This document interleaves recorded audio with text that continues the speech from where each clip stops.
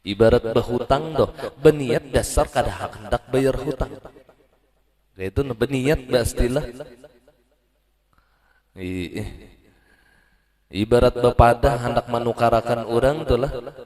Tapi di hatinya memang dasar sengaja hendak menjanji orang aja, membunguli orang aja, supaya orang tertarik dengan apa yang ditawarkannya, lalu ia menjanjikan sesuatu kepada orang lain dan ia berniat memang mengingkari akan janjinya. Nah, ini yang baru disebut sebagai ciri orang yang munafik.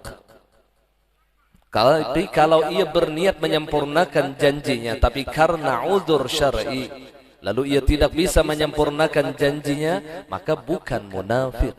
Nah, di sini kita bisa husnudzan kepada orang lain. Seandainya ada orang yang berjanji kepada kita lalu ia tidak bisa menunaikan janjinya kepada kita, maka baik sangkalah kepada orang. Baik sangka lawan orang. Kadang ada lah baik sangka. Dulu sudah disampaikan, salah juga sangkaan kita. Ketika kita husnudzan kepada orang lain, maka husnudzan kita itu dinilai ketaatan oleh Allah, dinilai ibadah oleh Allah, dan dinilai akhlakul karimah. Salah nih.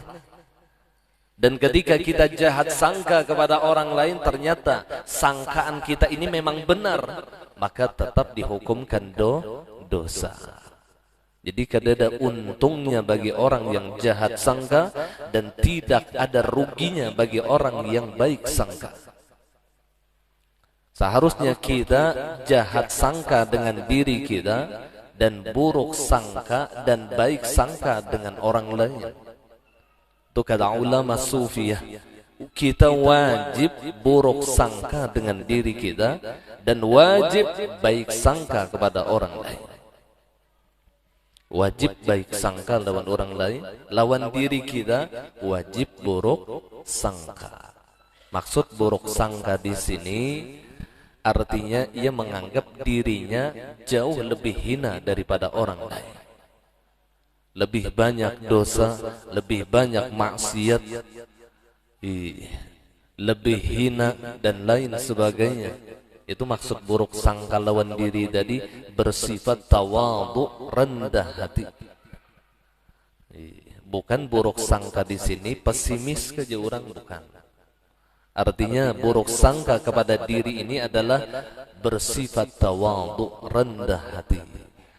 Dimanapun ia bertemu dengan seseorang, siapapun orangnya, maka ia menyangka orang yang ia temui lebih baik dari dirinya.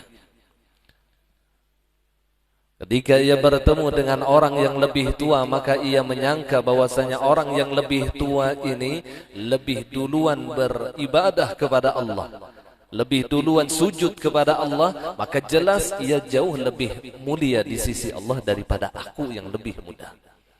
Ketika bertemu dengan orang yang lebih muda, sangkaannya di hati, orang ini lebih sedikit dosanya, sedangkan aku lebih banyak dosanya.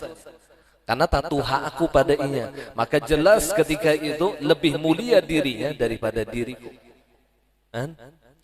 Bertemu lawan orang yang ahli maksiat, ketika ia mengerjakan maksiat, bisa jadi sesudahnya ia bertaubat kepada Allah dan seluruh dosa-dosanya diampuni oleh Allah.